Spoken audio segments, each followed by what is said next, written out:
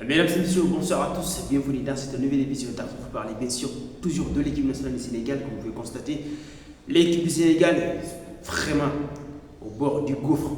Et bien évidemment, dans cette vidéo, nous allons bien sûr revenir sur le bilan de ces deux matchs.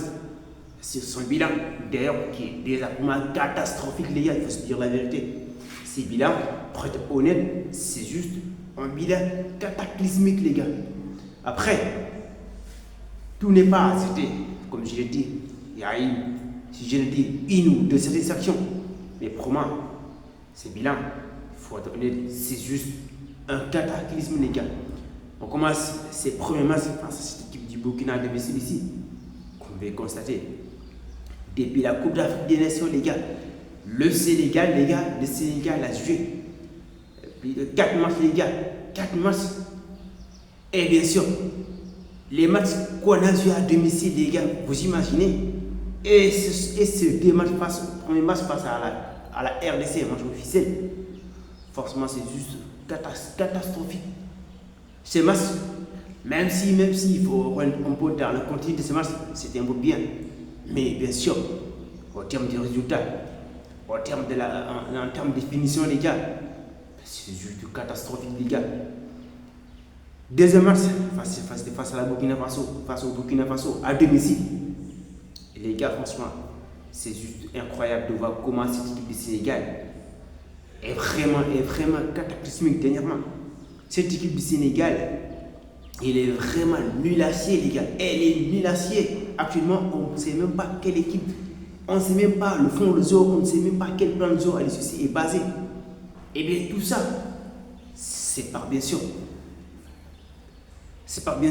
à ces changements de système qu'Aliou vont vraiment mettre en place cette équipe du Sénégal qui est devenue catastrophique, les gars, il faut se dire la vérité.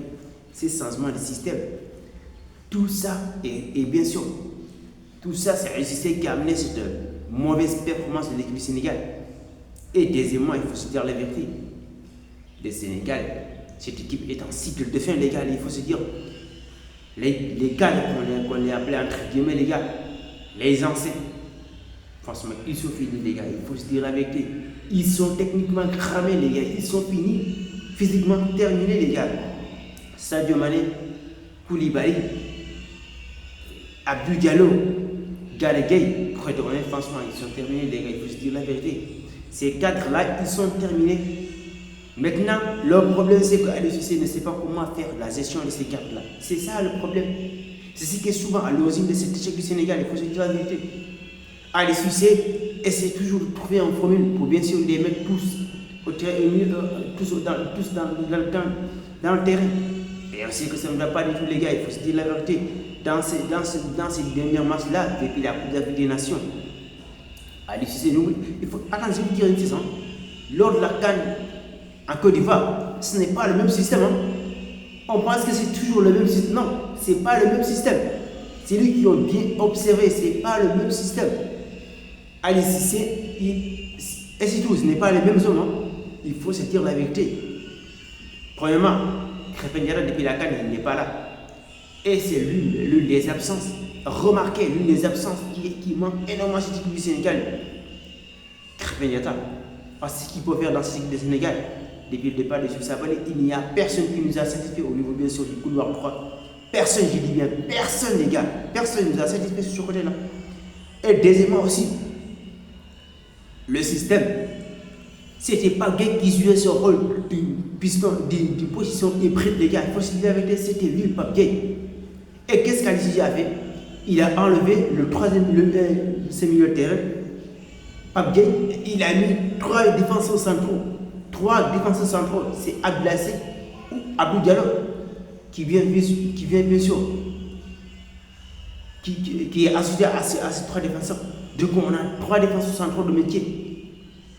Donc, offensivement, on est limité, les gars. C'est que le changement est là. Lors de la Coupe d'Afrique des Nations, c'était Pape Gueye qui jouait ce rôle hybride, qui jouait comme étant le troisième défenseur central. Et quand on perd le ballon, et quand on a le ballon qui joue le milieu récupérateur. Et devant eux, on a Pape Matar et Lamine Camara. Il faut se dire la vérité. Ces 2 joueurs-là ont été très rarement alignés au milieu de terrain depuis la Coupe d'Afrique des Nations. Et vous voyez les performances de la CAN. On avait fait de très très bons matchs, des matchs de référence, notamment face bien sûr à cette équipe du Cameroun et bien sûr de l'équipe de la Gambie. Ce sont des matchs de référence. Et c'est les matchs de référence de ce système-là.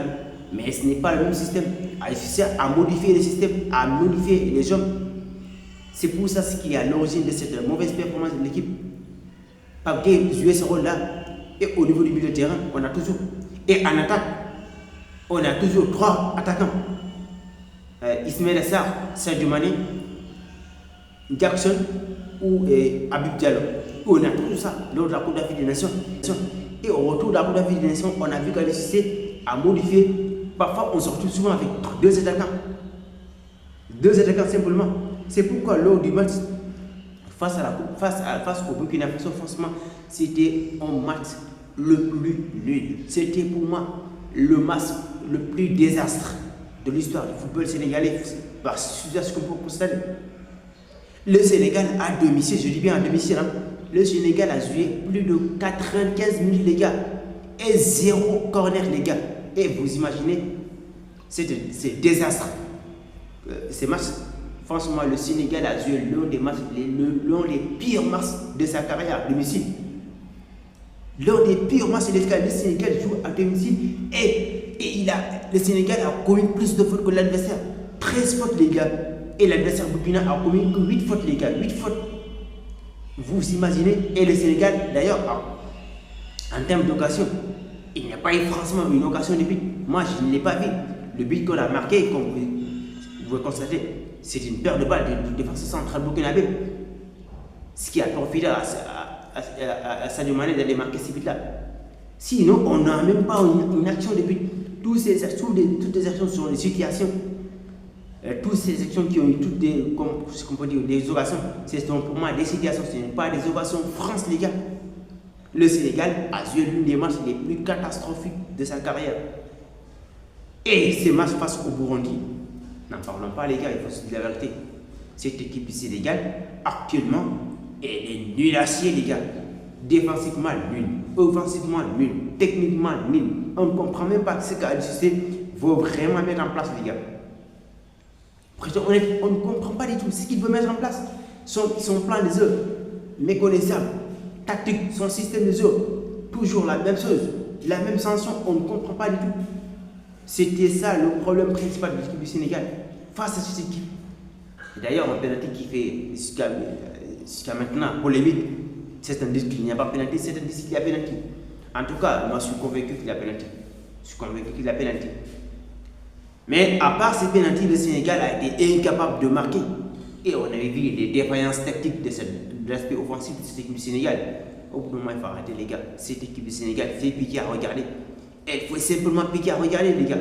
Quand tu regardes cette équipe du Sénégal, tu as l'impression de voir une équipe de navetans les gars.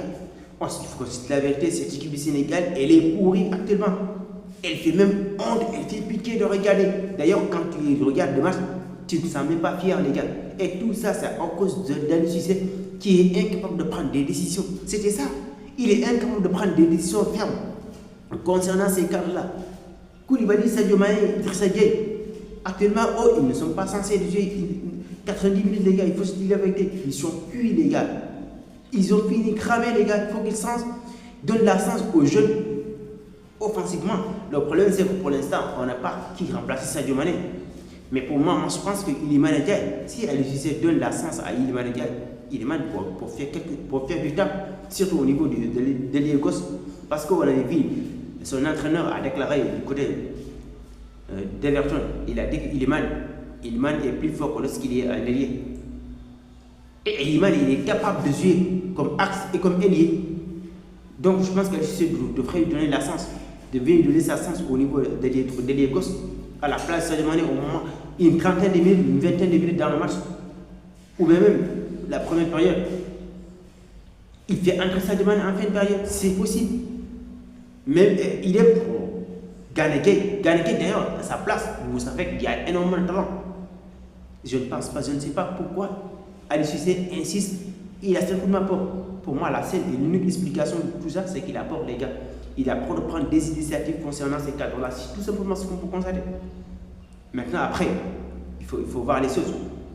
Les jeunes aussi, il faut qu'ils se prennent les choses à aimer pour bien sûr prendre le relais. C'était simplement ça. Mais le bilan, il est cataclysmique, les gars. Le bilan de cette équipe du Sénégal actuellement, ça fait pitié. Le Sénégal fait pitié à regarder. Bien sûr, c'est ce que je peux dire dans cette vidéo. Le bilan pour l'instant, la seule et unique satisfaction, c'est pas bien. Pour être honnête, dans les 2 matchs, la seule et l'unique satisfaction pour moi de cette fenêtre FIFA, c'est pas bien, les gars. Pape, il m'a impressionné et ça ne m'a pas du tout surpris. Parce que je savais pertinemment ce qu'il est capable, les gars. C'est qu'il est capable depuis la Coupe d'Afrique des Nations. Quand il est absent dans cette équipe du Sénégal, on voit automatiquement les failles, les gars. On voit les failles. Et d'autant plus qu'il n'y a pas Krépin Diatta. Et il n'y a pas non plus Boulaya au niveau de l'attaque. Il faut se dire la vérité offensivement. C'est que Boulaya est capable de faire. Il n'y a pas un attaquant qui peut faire. Nicolas Jackson, il est certes technique avec le bon pied. Mais au niveau de la finition, c'est juste exécrable, les gars. C'est juste exécrable de ce que fait Nicolas Jackson. On l'aime, mais on sait tout ce qu'il Jackson. Au niveau de ce jeune joueur qui va s'entraîner, je ne dis pas qu'il est nul, Jackson. Franchement, il est très technique. Et il peut jouer d'autres rôles. Plus dans il peut même être capable de jouer au niveau de l'ailier gauche. Ou les 3. En tout cas, Jackson, il peut jouer, mais avec l'arrivée de Boulaye, il n'y a pas de problème, il n'y a rien à dire. C'est Boulaye qui doit occuper la pointe de l'attaque. Et on doit tous jouer avec 3 attaquants. Allez, je devrais mettre ça dans sa tête. Après, je vais sortir une vidéo exclusive avec les cadres hors du 11. Je vais sortir un 11 de départ 104 avec tout, avec les jeunes. Attendez à cette vidéo, vous verrez bien évidemment cette vidéo-là d'ici peu de temps. Bon, comme c'est d'ici là, la vidéo c'est la fin de cette nouvelle vidéo d'Afrifoot. N'oubliez surtout pas de cliquer sur la cloche notificatoire pour ne manquer aucune de mes prochaines vidéos. C'est tout d'ici là, comme je l'ai dit. Prenez soin de vous, les gars.